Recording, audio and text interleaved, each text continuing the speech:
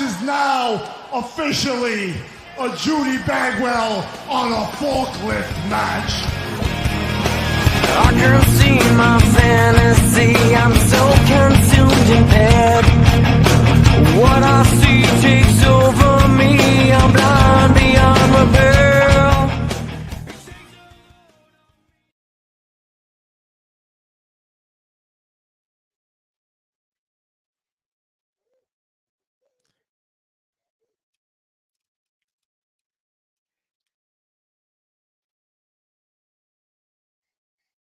Oh, you know what? Here's the problem. So I obviously, as I'm the idiot that's running this show now, I had my mic muted at the beginning. You can tell it's a different looking show because our buddy Clinton Davis is not with us tonight. Clint's feeling a little bit under the weather. So I, Ethan Hubbard, am going to run the show. And to my right, we have, holy shit, it's Trevor Davis. Trevor, where can we find you at on Twitter? You can find me at Nightmare Kuda. Same thing with Xbox or wherever gaming platform you decide to play on. And for tonight, we are On a Forklift Pod. You can find us at On a Forklift Pod on Twitter. You can find us channel Snickle Fritz on YouTube or at twitch.tv/PKBatman420. And now Thursdays at 9 on UPN. Trevor, you and I got to attend the first ever AEW show in Detroit, Michigan last night. Tell me how you feel. Holy shit, it was phenomenal. Even every time the pyro went off, you could feel it right where I was sitting. It was just like, holy shit. It was phenomenal. You could feel it where I was sitting too. We were one section apart from each other. In the exact same row, one section apart from each other. It was still But with great. that said, tonight we're going to bring in a couple of guests because there's another man that's with us on the podcast tonight. He's going to join us for a little bit, and I want him to tell us his feelings on how everything was. He was directly across the arena from us. Tonight, we have one Mr. Mydall, Mike Olson. I have the best gimmick ever. You would do satisfying the ladies and just making everything smooth sailing. If I ever forget what kind of immature joke I made in 2010, I'm happy that you're always there to remind me, Ethan. Oh, sorry. Hold on. Orange Cassidy thumbs up that one.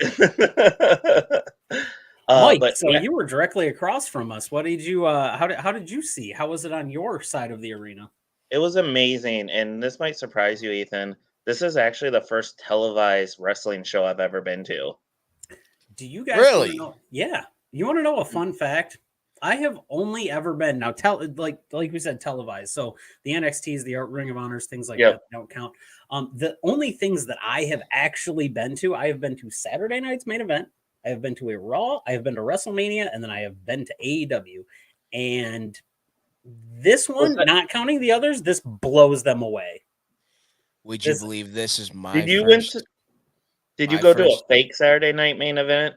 No, I went to the actual Saturday, like the one the year before WrestleMania came here, 2006. So it was that's a fake one. Okay. if JBL's on the show, it's a fake one. Well, I had Edge and Mick Foley in a tables match or in a TLC match. So. I'm not saying the show wasn't good, but it's not the original run. But it was at Cobo Arena. So was that like what, 2007? 2006. Okay. I got you both beat. I have not been to a televised wrestling event since the 90s for WCW. So Clint, obviously feeling under the weather, but well enough to join us in the chat. He was actually at Hell in a Cell 2017 in Little Caesars Arena, and that is his opinion, which is weird. The two wrestling events you've seen in that show, and that's what we get from you is that. So so tonight's going to run a little bit different. So I don't know, Mike, Trevor, have you guys watched the television broadcast for this show yet? No, not yet.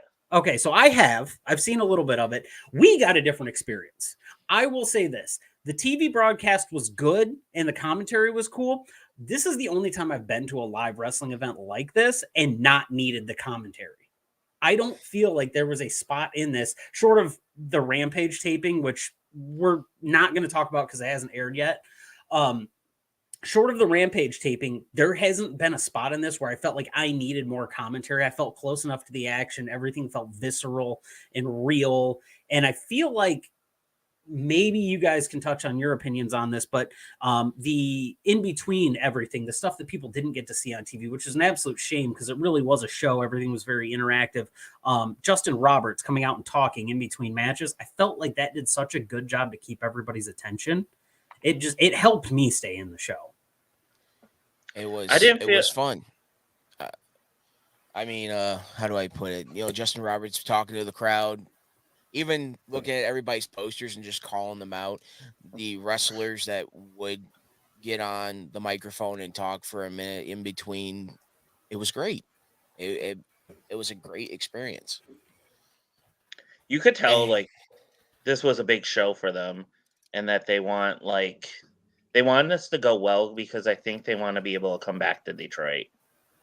And I'm as much as some of Tony Khan's comments in between matches and shows was pandering, I think there was some shred of earnestness there too, just in the fact that he wants Detroit to be like a major market for them.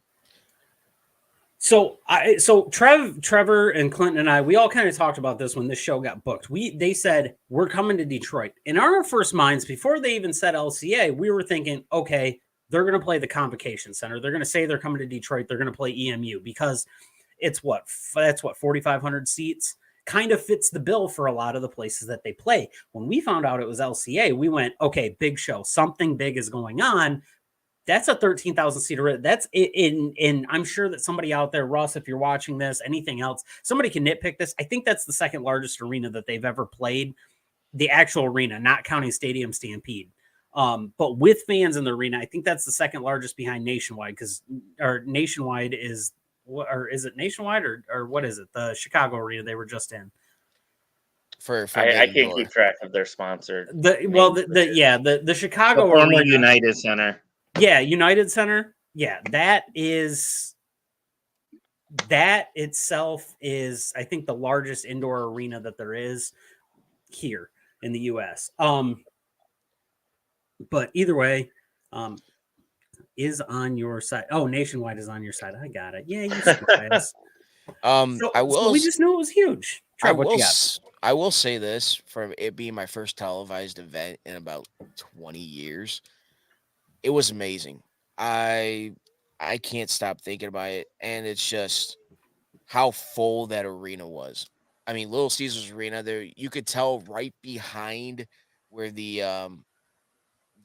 entrance ramp was, there was not that many, that those seats were not full, but I could tell you that every seat towards the ring and everything was packed. Like, it was just. So the fun thing about this show, like that, the crowd interaction was fantastic. But I think the really fun thing about this show is we like to run down the results on these. There wasn't actually a lot of matches in this because, as you guys know, Blood and Guts started about 8:50. So the majority of the show was taken up by one match. And I'm not upset about it because it felt like we had consistent things. So instead of doing our usual spiel where we talk about the match, we move on to the next thing, I'm going to run down on the results. And I think we can come back around to some of the stuff we want to talk about. So starting this match off now, I just want to throw a shout out here.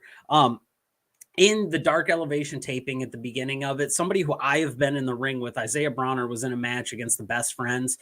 First off, great showing. He got in there with two really solid wrestlers and gave him the rub. I actually talked to him after the match. I want to try to get him on the podcast as soon as I can.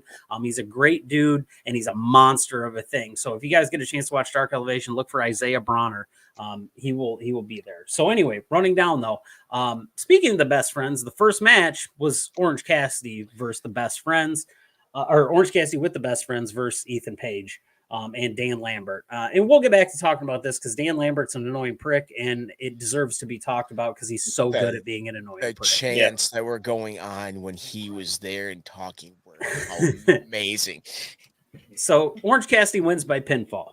Moving on to this, we get a nice little segment here with Christian. We'll come back to that because that's a very big talking point, I think, in my show. That was aggressive. He didn't need to go there, but he did. So he brings out Luchasaurus. He requested, actually, we're going to get into this right now. Christian Cage comes out and cuts, after last week, another very scathing promo against Jungle Boy's entire family. If you don't know what's going on, please go back and watch, because it is very necessary that you find that out.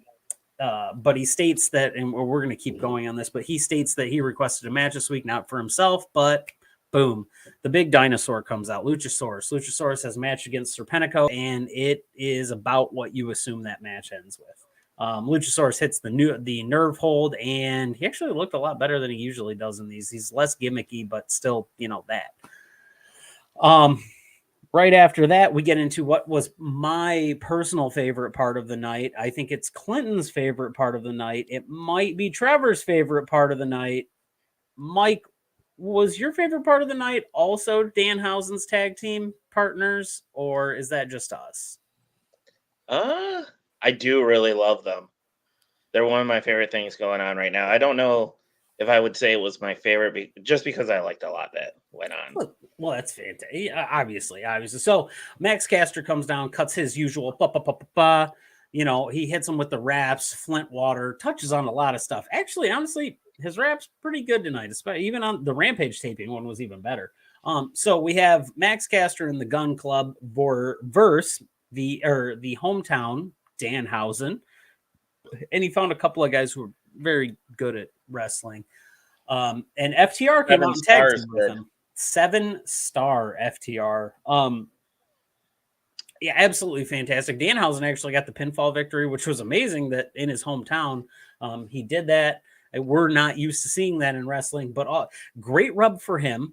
Really good, easy match for FTR, and FTR makes everybody. They made everybody in that match look so good. Clinton doesn't have a voice because of FTR. He's screaming his head off. I could hear him in the section over me screaming my head off. Was there any part of you guys that thought that there was going to be a different tag team? No. Because a little bit of me thought we were getting some Motor City Machine Guns. That would have been amazing, but I don't know. That would have been nice. Maybe for Grand Rapids. I told the dude next to me I was going to do wind sprints up and down the stairs if Motor City Machine Guns was coming out. Like, security wasn't stopping me. It wasn't happening. It was going to be like Kevin trying to get to anybody. Kiera Hogan usually. Anyway, Danhausen FTR win via pinfall. We move on to the TBS Championship match, which we all knew was just going to be a squash. Jade Cargill defeats Layla Gray. Jade is still TBS champ, and she is still an absolute monster. After that, we had Athena and Chris Statlander hit the ring after a beautiful, nice Stokely Hathaway promo. There's not a lot of content there. I think what this is just building to is that we're going to get Athena versus Jade Cargill for the belt. And honestly, Jade's going to win it. I think the person to take that off of her is going to be Statlander, or she's going to give it to the baddies like we've talked about before. She's going to win the women's belt, hand the TBS title off. Yes. Yeah, that's what's going to happen. She's going to be dual champion.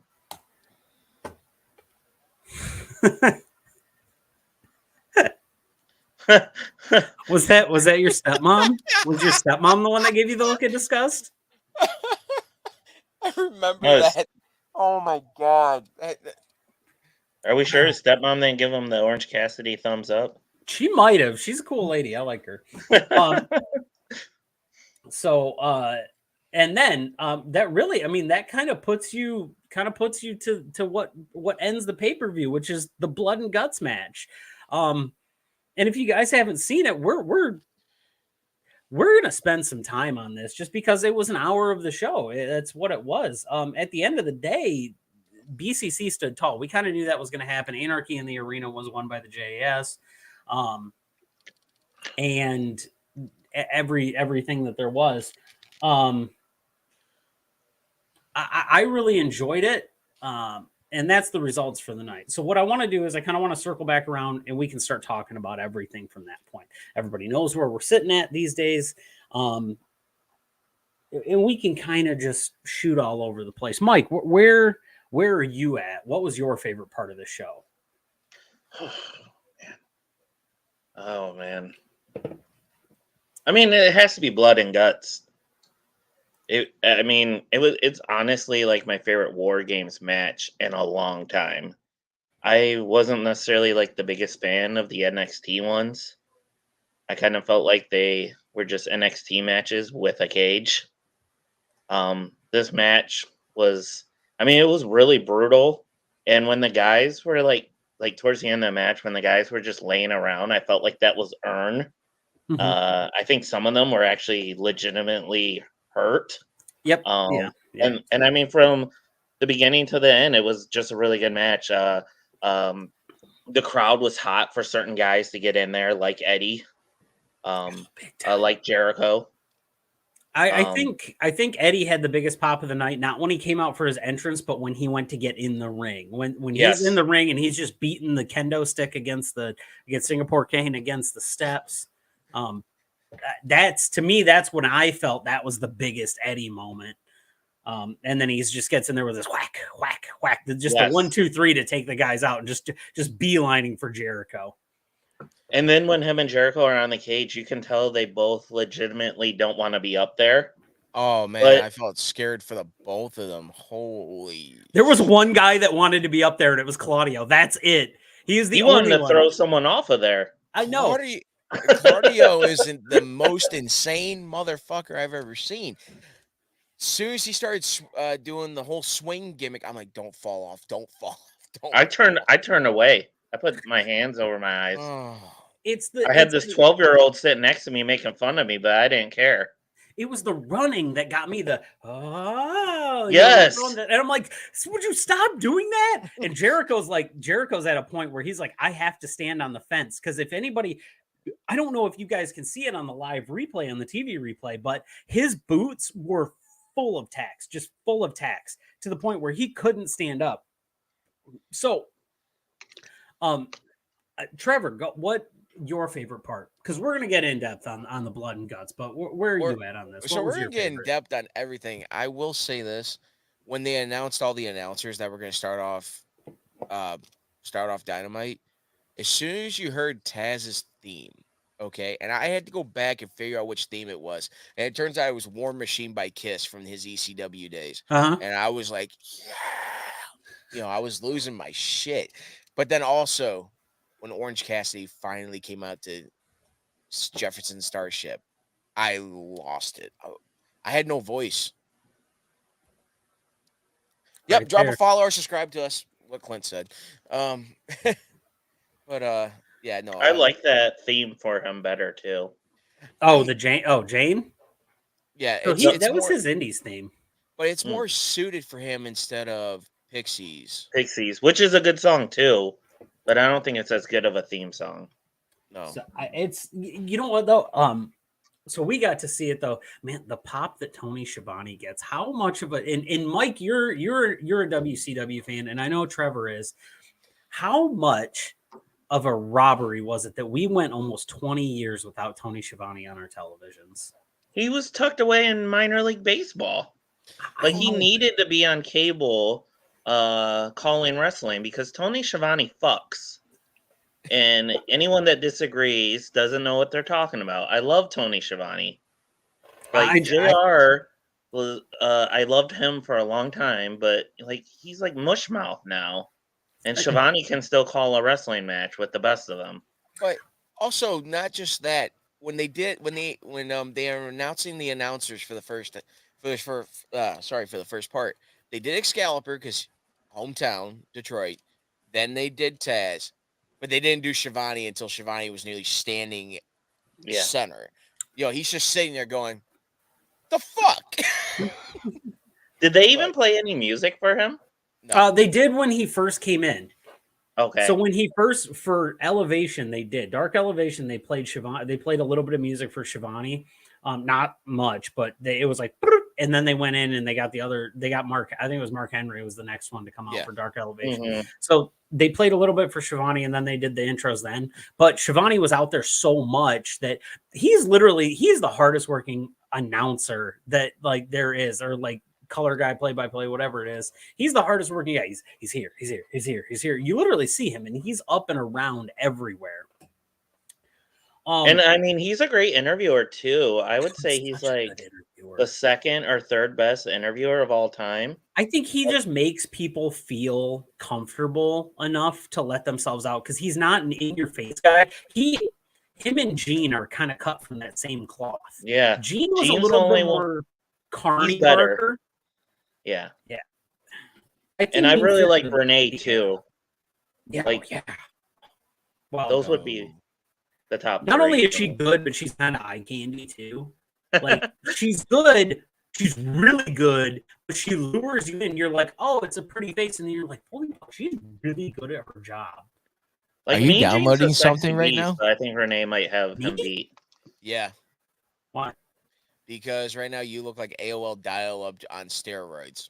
No, I don't know what's going on. You were just going like, but it was coming out. You know, the words were coming out, but your picture was just destroyed. Oh, whatever. I mean, half the time people listen to this stuff. You on sounded audio, like they don't wanna JR look at trying to this call place. a New Japan match. Hiroki Goto's in the match. He's gonna beat you with a pop. God, we're going to hell. Bucker. Oh wait, we're already there. Oh, so yeah, I mean, I had such a blast. So we do have like I'm gonna get the negs out of the way right now. We're 22 minutes into this. We're gonna talk about some negative things that I had to say, some negative things that Russ brought up. The negatives that I had, no Wardlow on the actual show. If you watch the stuff back, you get a Wardlow segment with him and Scorpio Sky. And I don't know if I missed that in the arena. There's a bit between them about the TBS title. No Wardlow on my TV. He needs to be there. Is that 2 weeks now that we haven't got him? Or did he do what was last week, the security guard match? No, it's been 2 weeks because also you did not see the promo for that go on during when we were sitting around. And two, if you're going to have a street fight for the freaking TNT title, why not do it in Detroit? I mean, Well, yeah, we had blood and guts. I know, but they could have Yeah. seriously did it on Rampage for the TNT title and just did a street fight. I would have stayed at that point. But- See, Rampage got something super duper cool here. And if you guys didn't get to see any kind of if nobody's seen the stuff, watch Rampage tomorrow night. They do the. That's where I Royal thought Rumble. Wardlow was going to come out. I did too. I was hoping for it, and we didn't get it. I'm now, Mike. You stayed for it. I stayed for it. We know I the did. winner of that match. Well, so do I. I stayed for that match. I just didn't stay for the other two. Oh, you stayed for the big one? I did. Oh, where did you sit? You were gone. No, I stayed for the big one. He snuck to the front row when some people left. Oh, you know what? That's funny. Sam's like, I thought I saw Trevor and his dad. So Yeah, no, Okay. it was Clint made an exit, but me, Dad, and exit Mom stage stayed. left. Yeah. So, whew, buddy. Yeah, But- I'm here for it, guys. I loved that show. That was the most fun I've had at a wrestling show in a long time. Just like Any I said, other negs? that pyro, as soon as it went off, man, I felt like my face was gonna burn off, but it was great. Yeah. I know he was trying to hype the show up, but keep Tony Khan the fuck out of there. Sometimes less is more, Tony. Like I was absolutely loving the Rick Knox Stefan rock paper scissors, and he comes out and cuts it short. And I'm like, Tony, what are you doing? What are you doing? He reminds me of me as an 11-year-old playing with my wrestling action figures. But the dude's like, what, 40? Something like that. I was. Hold on. We got big thoughts, big topics in here. So first off, I want to give this this viewer their due credit. The blood and guts match, yes, was awesome. Absolutely awesome. However, the next comment we have to have a discussion about. Get out of here. No, get out. I can understand why somebody might think that, but if you watch if you don't like the gimmick, I get not the gimmick, but man, the dude can go. He can just go. Lance, give us some more insight on this. I want to hear more about this. I want to know what's going on. What's your displeasure with Orange Cassidy? Is it the character or is it the in-ring work? I'm not going to lie. When I was first introduced to him, it took me a minute to get it. I was like, what? Like, I want my wrestling matches to feel like fights. And when a guy like puts his hands in his pocket, that doesn't feel like it. But I mean, it's kind of hard. Like wrestling's also supposed to be fun. And Mhm. Orange Cassidy is a blast. And his matches like always deliver. And I think he does great character work. Like, I don't know. I have a hard time like nitpicking Orange Cassidy. I think he's amazing. The only He guy that can actually go out and wrestle in sunglasses and not lose him until like a power bomb. But yeah, okay. OC is the epitome of what. See, I think there's a stigma about OC because so Orange has perfected keeping his body together by not doing anything yet still getting over but still working almost every night. So many guys are like get upset about how he works. Like it feels that way from an outside standpoint. So many people get upset about the way that he works, but he's going to preserve himself and he's going to be able to wrestle until his 50s because of how he works. He's not an overly dangerous guy. Besides the dive through the ropes with no hands out, which actually might end up not hurting him more. He doesn't run the risk of jamming an arm or anything. He doesn't take a beating like how Darby Allin does. Darby Allin, and I will not be surprised if he retires by the time he's 40. Darby Allin's not making it till 40, dude. Darby Allin might make it to next week. Like, I don't even know about that. So hold on, we have a reply from Lance. Lance doesn't really enjoy his gimmick. All of his matches feel exactly the same. Puts his hands in his pocket, rolls around, and does a hurricane rana, and that is about it. Lance, did you watch? And I'm monitoring the comments on this, so don't worry. Like I'm all here for the opinions. Like if you like somebody, you like somebody. If you don't, you don't. I get it. Did you watch the Will Ospreay match? Have you seen the Pac match? Like those, it's like impressive for a minute. So doesn't do that. I think the lucky thing is with this comment right here, Lance. I think the lucky thing is he's not going to be in the title picture. Maybe the TBS title, but he's not going to be like in a title picture. Oh, so he's gonna be in probably, a women's title. Yeah, I think you meant TNT title.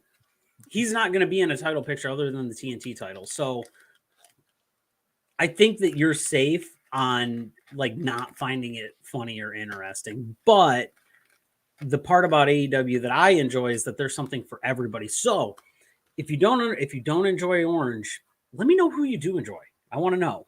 I want to know this because we can talk about it. Can I touch on something you said there, Ethan? Go for it. You said AEW is for everybody.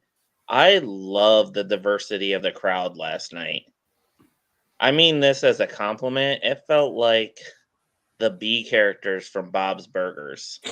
Like I expected someone to be like skating through Little Caesars Arena in a Speedo and just some rollerblades. I love the guy dressed up as Danhausen. It was great. But it was just everybody, that showed up was.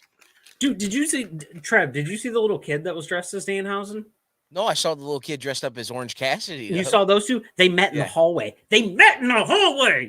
I wanted a picture of that. There was a tiny Danhausen and a tiny Orange Cassidy, probably 6 years old each. They met in the hallway. There was a kid in my row on the the opposite way from you guys because I was right at the aisle.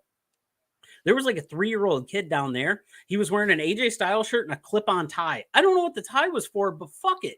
There was a 3-year-old there having fun. Mind you, the guy sitting next to him threw up all over himself and everybody in front of him. Oh my God. It was bad. It was bad. Like 6 people had to leave. Like there was a dad and 2 sons in front of them. They were older, like 13, 14. And this dude first, before all this happened, he had 2 pizzas and like 4 beers in his hand. And he walked past the row and his girl dragged him back and made him go down the row. And I'm like, oh, this ain't going to go good. Plus they were up and down the whole show. I'm like, just sit the fuck down. Like you got up right at the beginning of Blood and Guts. I'm like, you're an asshole. Sit down. But he threw up and I'm like, oh God, that's not great. So I felt bad because there was a dad and like 5 kids in front of me. And you just hear me and Clint just going like, this is bullshit and all that stuff. And the guy is just laughing at this. I'm like, if you think this is bad, you should have been around in time for WCW. It was much worse. Nitro was like a party. It was like a frat party every week. Especially at the Palace. Absolutely. And yes, Jane is paying dividends for him. We kind of touched on that a little bit earlier. It does. the music's more hype. Like I like the Pixies. I know Mike's a Pixies fan. But it's not wrestling music. Like, does that make sense? It doesn't feel like that's a song you would listen to get hyped to go into a match. No. Not like Claudio's music, which was just, they touched on it earlier, man, on the Tuesday show. 1812 Overture, or the uppercut swingphony, as he calls it, sounds like Andrew WK wrote the 1812 Overture. It sounds like a version of Party Hard mixed with She Is Beautiful. It's good. Top rope, where were you at? Let us know what section we want to see. I think we had a nice encompassing view of the section. I had buddies up. Mike was across from me. I had buddies up in the mezzanine. I had buddies all the way down at the end, like across from the stage. So I was near the bachelorette party, and if anyone in the chat was in the bachelorette party, I want to hear what they had to say. Yeah, no problem, Lance. That's what we're here for. And you know what? We love wrestling. Like, in general, I can't pick out too many wrestlers that I actually dislike. Like, Trev, how many people do we talk about that we actively dislike? Usually it's a celebrity person or Baron Corbin. Like, so, or Logan Paul. Corbin. I can't do that. Okay, let's talk about this real quick. Logan Paul signed with WWE today, multi-year deal. I think fantastic move for the company. WWE has a hard problem drawing people to their stuff right now. They need that influx of viewers. Logan Paul has that cachet with people, and his WrestleMania match, one of the best on the card. I'll say it. I don't like admitting it, but I'll say it. And this is why I don't watch WWE. Moving on. Yeah, that's why I don't care. I don't watch anyway. Lance, check out Forbidden Door. Ospreay and OC have a match. You can definitely find it on YouTube now. Definitely check that out. I recommend it. If you don't like him, I think you'll have just a little bit more respect for the guy after that. Not that I'm saying you don't respect him, but I think you'll get to that point. 106. Okay, Mike, you were what, 108? 107, 108. So you were right there, same side of the ring. So just a section over. Just above, a couple rows back, well, several rows back from the guy dressed like Macho Man. And then I'm pretty sure his dad was right next to him with looking like he should be at a Jimmy Buffett concert with his floral Hawaiian shirt, a straw hat. Looks like he could be one of the hillbillies from the 80s. Actually looks like he should be Bray Wyatt's dad. He looks more like Bray Wyatt's dad than IRS does. You can go fuck yourself. I hate Matt Taven. Soapbox, let's go. Okay. Who the hell is Matt Taven? Okay, so Matt Taven is a member of the Kingdom, and it's got a rotating cast of people. It used to involve Mike Bennett and Adam Cole was in the Kingdom at one point. So Adam Cole, Matt Taven, Mike Bennett, and Maria Kanellis. Oh yeah, this guy. Yep. So out of those four members, Matt Taven was the worst, starting Maria Kanellis' ass, then Adam Cole, then Mike Bennett, then Maria Kanellis, then Matt Taven. The rest of the stable is fine. Yeah, no, I actually really like Matt. I really like Mike Bennett. He's a great Twitter follow. Dude's super inspirational. Oh, okay. So we talked a lot about the rest of the show. Blood and guts. Let's just get into it. That's what this show is about. That's what we're here for. This match started out with Sammy Guevara and Claudio Castagnole. Gentlemen, do you think the right order took place in this match of guys entering? I will say the last two to enter. Yes, that is correct. Perfect. Knew that was happening. First two to enter, probably good. Do you think they're the two best workers? Because that's what you want to do with War Games matches. You want the best workers to start, unless they're the guys coming in with like Moxley makes sense to not start because you want him to come in for the hot tag, I guess you would call it. Yeah. So you want him to come in and like start kicking ass. So you wouldn't want to start with him. I think that I don't really care who started on the Jericho side. Personal opinion on this, I didn't want to see somebody on that side get uppercut more than Sammy Guevara. So that's where I'm taking this. I'm very happy that was it. Yes. See, okay. Top rope gets it. That is that. I think if you wanted to alternate here, you could have put Wheeler in first over you see Clint's got it. You could have put Wheeler in first over Claudio. I don't think that mattered too much. That was not, I don't think that was an interchange thing. That didn't bug me too much either way. The pop that Wheeler had though was just fantastic. I'm so happy for that dude that he's getting his due time. I will say the one thing that happened that I agree with my brother on is when Santana went to go do a spot, and whoever he did to landed on his knee wrong and completely stuck him on one side of the ring for 14 minutes. So my question is I couldn't see it from that side. Mike, you might have had a better vantage point on this because Trev and I were kind of off to the corner about it. So was he going for a Uranagi or was he going for a backbreaker on that? Like, do you have any? I was wondering the same thing. Me and my buddies turned to each other and we're like, okay, what just happened? And I'm sorry to cut you off because when I watched it, his knee should have been like this. His knee was like this. Whoever landed went. Yes. Yeah, and it's just like I saw that and I'm like, oh shit. Yes, you watched the replay, right? You watched the televised version, right, Ethan? Yeah, so they try. I watched. I didn't get to see that far into it when he comes in. I did see it. I did see it. I was in the other room when they called Santana stuff. So I'm gonna have to go back and watch it. To me, it looked like he tried to do a backbreaker, and he wasn't planted firmly, and meniscus. It looked like an ACL though. He did once he got out of the cage and they didn't show it. He was just one arm to the back with somebody. I'm surprised they didn't like roll him out because that cage was pretty loose. I thought they could have got him out. From what I was seeing, they were talking to him. The cameras weren't on him because they were trying to figure out what was going on, but they had one of the med guys there talking to him, trying to figure out what was going on, and then they were trying to find a good time to get him out. And unfortunately, it wasn't until they got everybody on top of the cage they had to be on top to get him out. Matt Menard and Angelo Parker are two of the absolutely most annoying people in the world during this gimmick, and it's absolutely perfect for them. I love 2.0. I like their in-ring work. I think that those guys are the next coming of like this big wave of tag teams that's inspired by FTR and the like. And I really enjoy the work. I really like the character work that they have going on right now, though. We are sports entertainers. It's beautiful. It's absolutely beautiful. Oh, and by the way, oh man! And by the way, on UPN. Ethan, and yes, I am in the captain's chair tonight, and I'm co-captain tonight. This is a shit show just waiting to happen. Hey, Trevor, next time you're going to be my first mate, can you wear the sailor's outfit? Can you dress like Tugboat?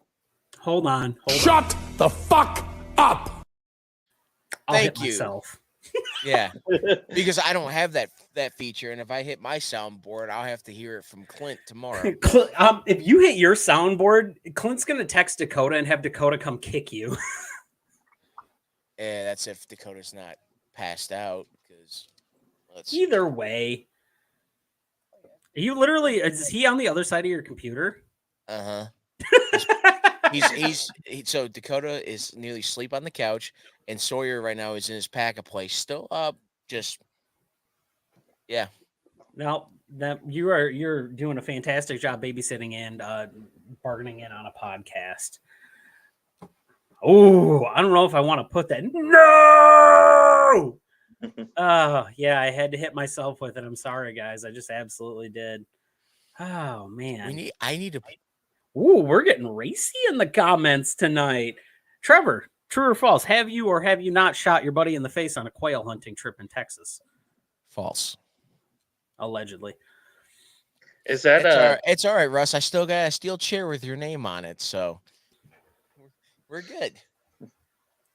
Man, absolutely fantastic. Right. Woo. No, So, Mike, we'll talk about this because there's obviously everybody knows the infighting and stuff. I'm gonna get to one of Russ's beefs here in just a second. Actually, you know what? We're gonna get to Russ's beef real quick. Forks, cutlery, should they be used in a wrestling ring or not?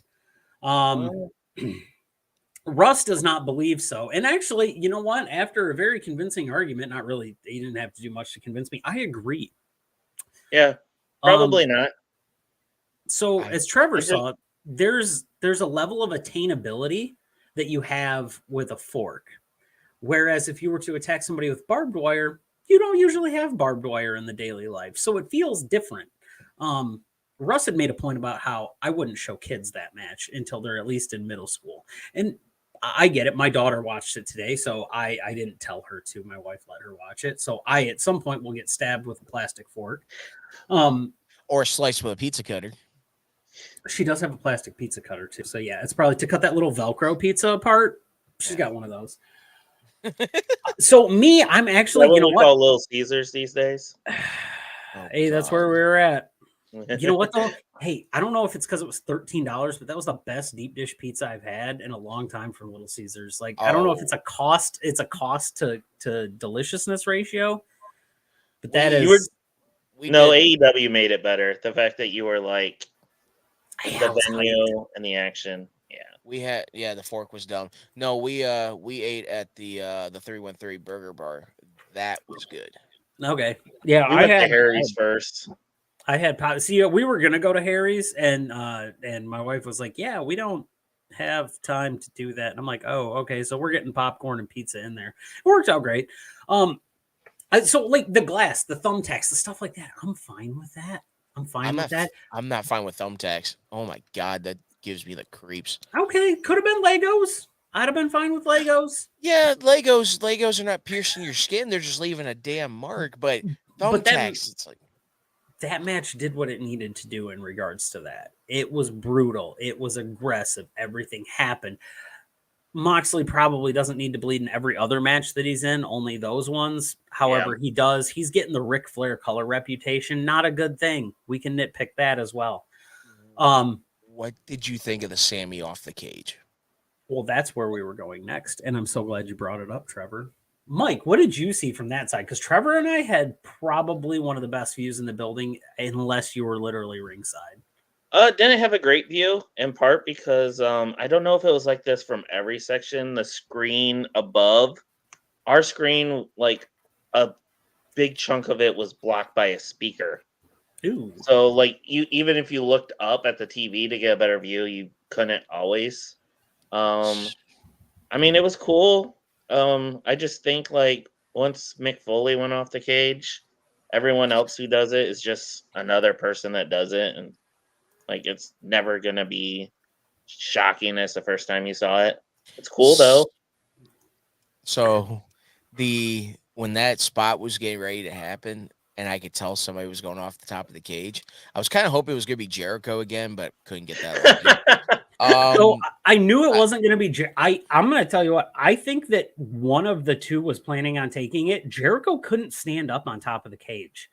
So like for the people that couldn't see it, he could not stand up on top of the cage because of the thumbtacks in his boots. Even if he could, he might have been using that as an excuse. He's afraid of heights, and he's 53 or whatever. He doesn't need to take a bump. He was scraping like nearly. When he stood up, he knew he was taking one of his boots to the edge of the cage that you didn't see, and he was trying to scrape the thumbtacks off. Because once he was bending down, like fighting Kingston, you just saw the whole bottom of his boot was just nothing but silver. I'm not sure anybody except Claudio in that match, including the referees, was not afraid of heights. Because every single person that was on top of the cage at the end, except for Claudio, struggled to get down.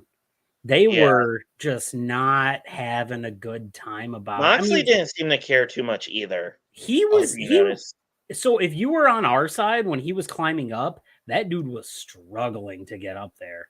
Like he was having a moment with him. There was a point, especially, and then when he was coming down, he was like his arm was kind of shaking to do it, which is weird. But hey, you know what? I guess so. At the end of this, guys, everybody, BCC stands tall on top of the cage. And in a very triumphant and unexpected moment, we got to see one, Eddie Kingston and Claudio Castagnole raise each other's hands in victory, which is not something that I thought we'd see before this match. If anybody doesn't know, please go look up the history on them. Look at the way they use the dress. That's fun too. Oh yeah, the sleazy used car salesman gimmick. Yeah. The long story short of it is Claudio wouldn't job to Eddie and Chikara one time. There's more to the story than that, but that's really where it starts, and you can kind of find more out about it. Long story short, it was great to see those guys in the match like that, but the ending of the match did create a little bit of drama between the two of them. So to finish this match off, what happened was we had a sharpshooter from Claudio and Eddie Kingston doing the stretch crossface? Clint, help me out here. If you're still watching this, please tell me what that move is called, because I have no freaking idea. So anyway, they were both put into submissions. Eddie had a submission on Jericho, and Claudio had a submission on Angelo Parker. It was one of them. It was one of formerly 2.0, or maybe I think so. Anyway, they tapped and not Jericho. So Eddie was disappointed. He thought that he was confused. You know, he's looking, he's shocked. Why is this happening? I don't know what's going on.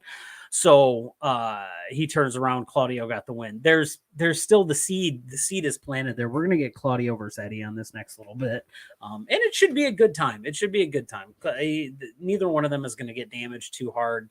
I'm here for it. But going back to the Sammy spot off the cage, you could tell when they were getting ready to do it, because you saw Justin Roberts was sitting at that table, and you saw the bell and everything. And as soon as you saw like Sammy getting ready to go, they cleared the hell out of the way. Oh, and then Moxley gathering all the water bottles ahead of time. Yeah. Then, so to the point, Roberts went to a cooler and just got like 5 of them and sat them around the table. Yeah. Oh, you know what? We didn't even talk about the nice little surprise run-in that we had in this match. So at one point, Ty Conti decided that she was going to take out Ref Aubrey, and Ruby Soho comes running in. So there was a little snafu on commentary at this time during the playback. Taz called Ruby Soho Ruby Riot. So you know what? Shit happens. I don't really care.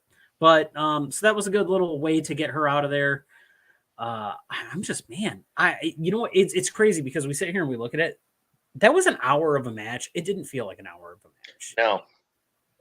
And I like that. I didn't feel at any point that I was lost for something. You know, we talk about the Santana thing. I get the storytelling of keeping him in the ring. He did try to get up. He did get a piece of offense in. It's very difficult because they didn't want to like draw attention to the fact that he was injured. That's that and the fork bit. That's my big draws, or my only knocks on the match. Otherwise, I had an absolute blast with it. I think the right team won. I think that they did it very well. I saw the platforms on top of the cage when they lowered it, and I'm like, somebody's getting on top. They're getting on top of it. I thought it was very creative how the one member of 2.0 climbed out of the cage, and then Wheeler Yuta tried to chase him, you know, instead of using the door going through the side. I thought that was really cool. I was wondering how he got out of that damn cage. He weaseled his way through that lattice or the stuff like that. It's man, isn't wrestling fucking cool, guys? It is. I'm sitting there watching. I'm sitting there watching just Santana, and then suddenly I look and I'm like, where the fuck did he come from? It looked weird the way he got out too. Oh, he's just sitting there dangling like he's I'm like, what is going on? I tell you what, that's you know what, I don't think we're gonna get into a tall boy. We're gonna go into a Dr. Pepper Zero, guys, because I gotta work in the morning. So do I, but I finished my one and only one. So what did Trevor have tonight? Jack Daniels down home punch. Oh, and Mike looked like he had an ice mountain. Ooh, body armor. Body armor. Okay. Yeah, because I also have to work in the morning. Getting shredded. All right, so you know what? We're coming to the end. We're coming up on the tail end of everything. If you guys have questions, feel free to drop them in the chat. We love answering stuff. We love talking about stuff. We're going to talk a little bit of WWE before we take off of here because Money in the Bank is this weekend, so we're gonna bring that up. Trev and I are actually going to do predictions for this. Mike, do you want to stick around for that, or do you need to take off? Sure. Okay, stick so around. real quick, Lance, my favorite AEW wrestler. So I have a love for gimmick wrestlers, but I also have a love for definitely the big guys right now. Gimmick wrestlers, I love Danhausen. Trev loves Danhausen. I know that. Maybe it's a little bit of the hometown thing, but what I really enjoy right now is tag team wrestling, and AEW has the best tag team wrestling on the face of the planet. And at this current moment, my two favorite wrestlers are Cash Wheeler and Dax Harwood. That's they're holding 3 belts for a reason. So, and then I'm gonna go ahead and jump in on this. Go for it, So, again, Danhausen for gimmicks and a little bit of Orange Cash, a little bit of OC because who doesn't? But my favorite, and he's not getting used enough, and he should be in the world title picture, is Keith Lee. I think he's gonna get there, buddy. I think he's gonna get there. Yeah, well, Because I even looked at my dad. I'm like, you see Keith Lee, right? You see how big he is. He's the same. He's this, same weight as me. Imagine if me trying to do this, and if I have not gotten injured in high school football, I probably would have tried. To really see how big Keith Lee is, when he's next to Hobbs, Powerhouse Hobbs, he makes Hobbs look small. And Hobbs is a big dude. Hobbs is huge. I'm trying not to give spoilers away for Rampage. Just watch the Royal Rampage. You guys are gonna enjoy it. Keith Lee. I was just gonna say Keith Lee is in it. Yeah, I was really happy to see him Right. come out. I will say this. I'm not gonna give away any spoilers, but as soon as his theme hit, it popped. He's everybody's a lot of fun. basking in his glory. It was a great time. It was a great time. I haven't had that much fun at a wrestling event in a long time. And you know what? Really affordable. At least from my opinion, really affordable. It's $35 for tickets. I can't think of, look, trust me. I've spent like $75 to go across the street and watch the Lions lose. So dummy. For the record, you know what though? The last time I went to see was it the last time? I think the last time I went and saw the Lions was preseason, but the time before that was a Sunday night game against the Steelers, and I got tickets for free, so I couldn't complain about that. My first Lions game was against the Rams, and I was just watching Sue go right after Stafford every 5 seconds, and it was great. But at the same time, I'm like, I'm watching the Lions lose. This sucks. But just Sue every minute, just pounding Stafford into the ground. All right, so real quick, July 2nd, Money in the Bank is happening. Money in the Bank happens to be, typically speaking, it happens to be my second favorite WWE produced event. Royal Rumble is my first, which is why I was really hyped about what happened last night. So I'm going to run down the card real quick. We'll give the predictions on this. So first off, we have the men's Money in the Bank ladder match with Seth Rollins, Sheamus, Drew McIntyre, Omos, Sami Zayn, Riddle, or TBA. So it's kind of hard to predict because I think that the other person is getting chose tomorrow night on SmackDown on the Go Home show. I'm gonna rip this off real quick. Let me get a pad of paper, and I can type this out. Do you guys like my pen? It's bejeweled, vajazzled, one of those. I personally think that Riddle's going to win this. I don't see another winner in this match, so I am going to go with Matt Riddle. But I thought he had a stipulation that if he lost, he could not go after the title again. He can't challenge for the title, but the contract trumps that. Oh, okay. I hate to say it, but I think, that's because I don't watch the product anymore. That's going to be the fun part. What if you kick ass at this? Well, that's what I was thinking. Seth freaking Rollins, then. All right. Mike, for funsies, do you want to fill in? You said a surprise. There's a surprise entrant. Yeah, there's a TBI. I don't know if it's going to be determined on SmackDown or if somebody's just showing up on the show. Okay, well Like a that's gonna be Joker. Logan. That's gonna be Logan Paul, and Logan Paul's gonna win. That's a hot take, and I'm here for it. I like it. So Mike/guest, we're gonna do Logan. If that happens, Paul. I'm going to lose my shit. It'll be funny. I'm going to save the women's Money in the Bank for last because I'm not going to rip off the two big matches right off the top. Raw Women's Championship, Bianca versus Carmela. Writing's on the wall for me for this one. It's Bianca. I don't. Bianca. If Carmela was to win, then something happened. Something went wrong. The only way Carmela wins is if whoever wins the women's Money in the Bank is cashing in that night. True.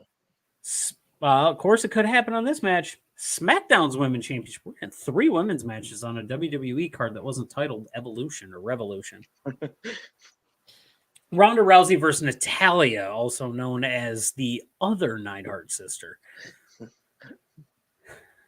And my second favorite Neidhart sister. She might be my third favorite behind Jim in a bikini. Well, that's my favorite. I'm gonna go Rousey because it doesn't make sense. No. Hit the button. Oh no, I'm not hitting the button. I'm in control now, baby. What button? I want to hit the fucking button.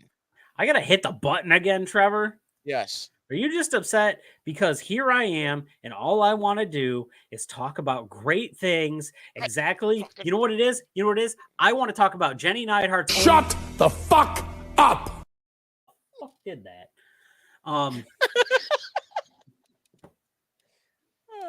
shit.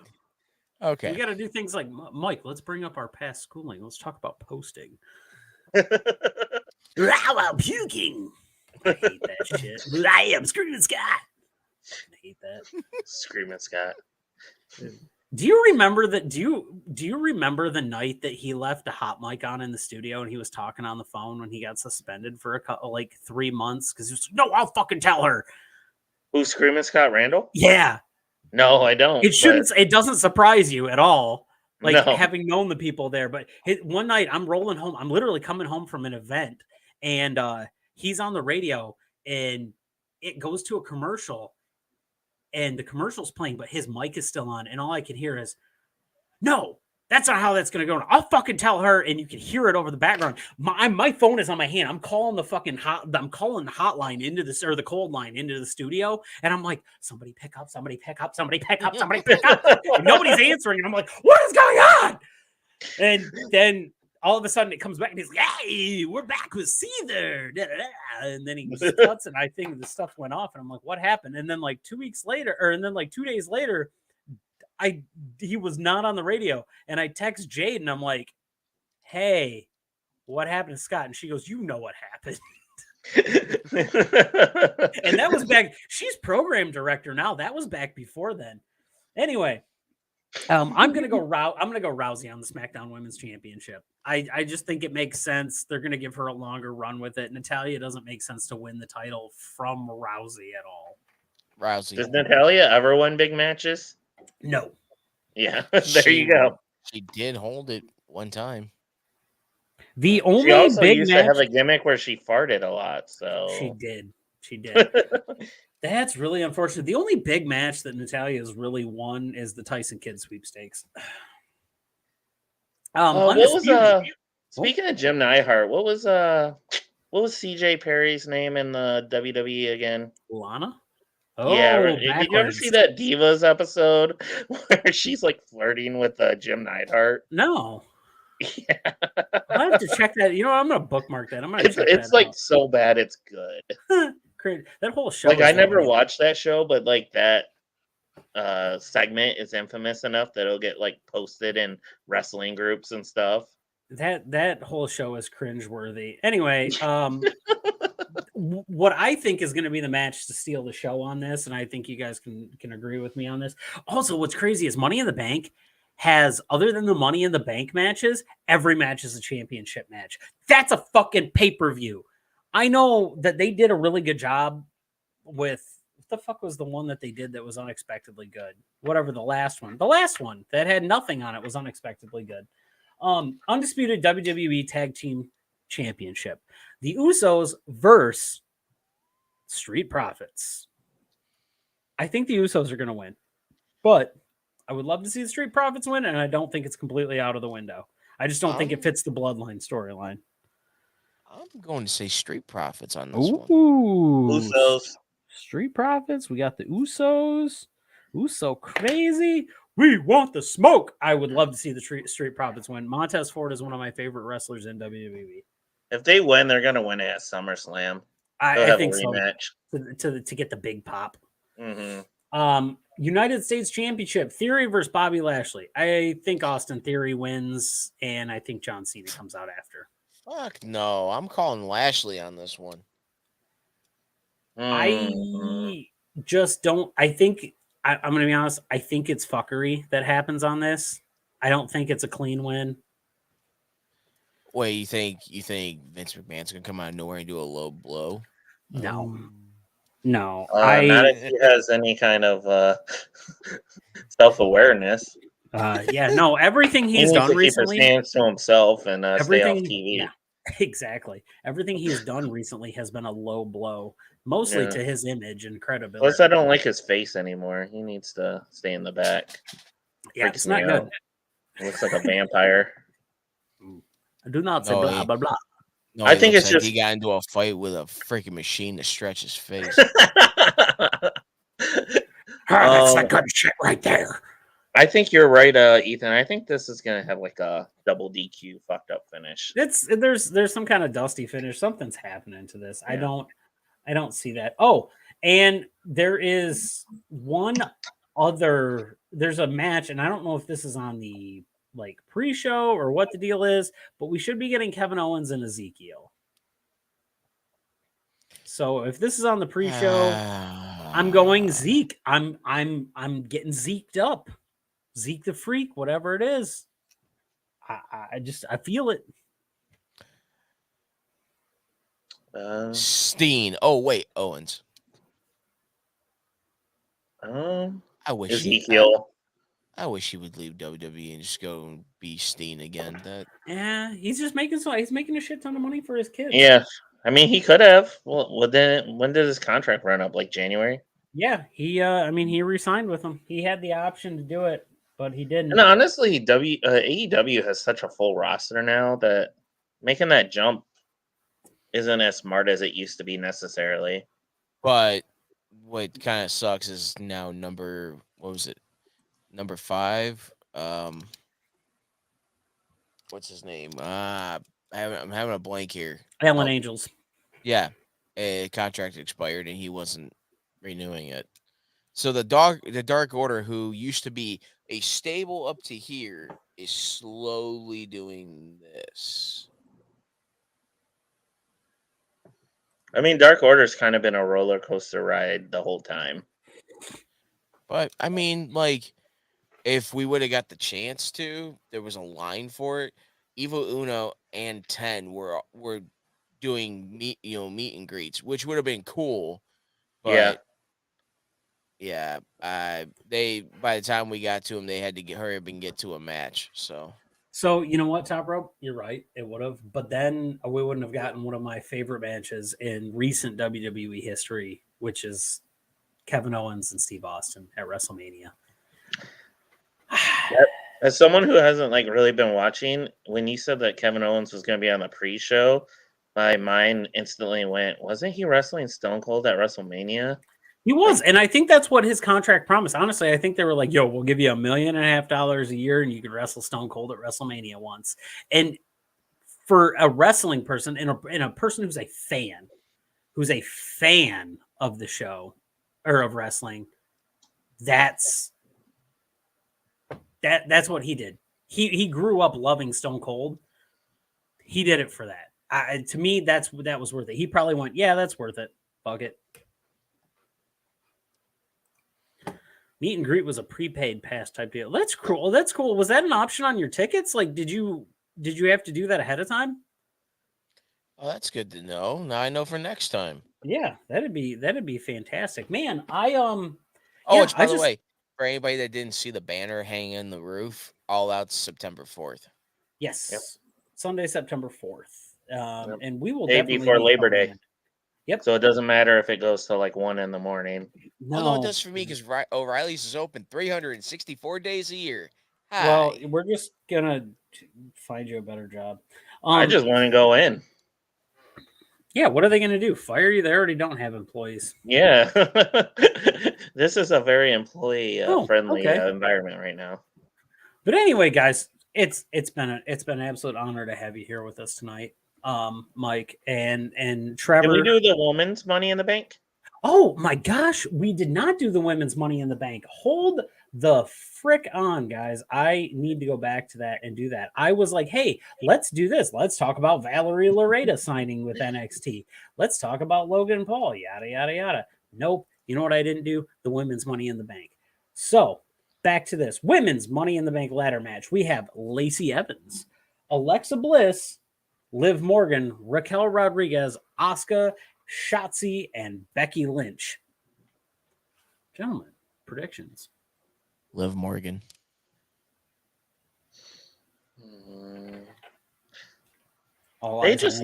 They like to have Becky Lynch win a lot, so I think haven't you seen since she's been back that her No. career went from being this to shit? No, to tell you the truth, though, I don't watch very often. I don't think I've watched since Royal Rumble. Any WWE TV. There's a weak point in this match for me. There's one name on this list that's an absolute weak point for me, and it's Lacey Evans. She's the one that actually physically has the attribute. Well, her and Raquel Rodriguez, they physically have the attributes to be in this match. She's the weak point character-wise in this. So while I would love for her to get replaced, I don't think it's happening. I am going to put my money behind Asuka for this. And I do have a prediction. It's not anything on this, but I think the SmackDown match goes to Rousey, and I think we hear ding dong, hello, because I think Bayley's coming back on this, which is why coming back as the face, or is she coming back as heel? I would love to hear. There ain't no stopping us now. We celebrate on the floor. I would absolutely love it. I'd love for the hugger to come back, but she's so good at being a heel. But now that Sasha Banks is not there anymore, maybe she will go back to being the hugger. I don't really care. I kind of dig it. I could. Okay, let's put it this way. When Bayley was the hugger, it was all cutesy and stuff like that, but her move set has evolved enough now where she's like, I need to speak to a manager, Bayley, that I really enjoy this Bayley. So I want Bayley. I need Bayley back on my television. Bayley's one of my favorite women's wrestlers. She's one of my favorite wrestlers in general. I need Bayley back on my television. That's all I have to say for that. So, as I was getting to, Mike, has been an absolute honor to have you on the show tonight. Thank you for showing up. Thank you for talking about everything you have going on. Mike, do you have anything to plug this evening? Do you have any real quick, your blog? Real quick, I wanted to say, but I never got a chance to. Go ahead. Britt Baker. I will really want to see her. She's probably still my favorite women's wrestler. And I understand why she wasn't on any of the shows because, I mean, like I said, AEW just has a huge roster right now. And also, she just had a really, really good run. And I'm actually kind of glad they're giving some shine to some of the other women in the division. Nothing to plug right now. I do the college football and college basketball podcast, but kind of out of season right now. You can always check out MikeOlson.com. I haven't updated that in a while either. But I write about wrestling, current events, sports, movies, whatever's on my mind there. Big news coming out of college sports today, though. USC, UCLA. Potential move to the Big Ten. Now they're also saying that Oregon and Washington might. Good. Hey, so everyone's just going to go to Big Ten and the SEC, and it's just going to be two 25-team leagues. Yeah, it's going to happen that way. College sports is going to eat itself. It is. It is. But once again, Mike, thank you for being here. We absolutely enjoyed Thank you for having me. you. Anytime you want to come back on, buddy, we'll see you. And if you guys ever do like an episode on Dink, you should have me on. Super underappreciated wrestler. Did you ever get Virgil on? You were talking about that the last time I was on here. No, Marty Jannetty and Virgil. That's our goals. Clint's really pulling hard for the Virgil one. But anyway, once again, Mike, is absolute fantastic. Thank you for having me. On. Thank you, sir, and we will discuss that all later. Trevor, it's you. It's me. We're together again. Yes, we are. We made it through a show. Yeah, we did it. We did it. I actually got to speak for a change. You did. It was fantastic. Maybe we're gonna have to do this more often. Who the fuck is that Clinton guy anyway? Oh man. Anyway, speaking of that Clinton guy, you can find him at PK Batman on Twitter. We're still gonna plug him, even though he is not here. There's a really good picture of him and one of our favorite wrestlers / commentators, RJ City, from last night's match on there. But for everyone tonight, I am Ethan Hubbard. At Jensen Collins 3 on Twitter is where you can find me. And to my right, I am Trevor Davis, and you can find me at Nightmare Cuda. Holy shit, it's Trevor Davis. You can find us on our Twitter and on a forkliftpod.com on Twitter. You can find us at Channel Snickle Fritz on YouTube. You can find us on Twitch at PK Batman 420. And you can definitely find us Thursdays at 9 p.m. on UPN. Trevor, I'm going to say I love you, Judy, but something very impactful happened in your life this week. And so, as always, we love you, Judy, but Trevor, I want you to finish this out. And we love you, Grandma.